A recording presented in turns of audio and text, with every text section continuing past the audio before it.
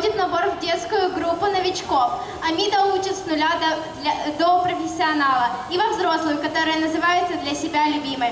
Тренер, профессиональная танцовщица, звезда корпоративов, руководитель центра Амида Шилинговская. Импровизация в танце – это способность двигаться без заученных в порядке движений. Это танец, который исходит из глубины твоей души.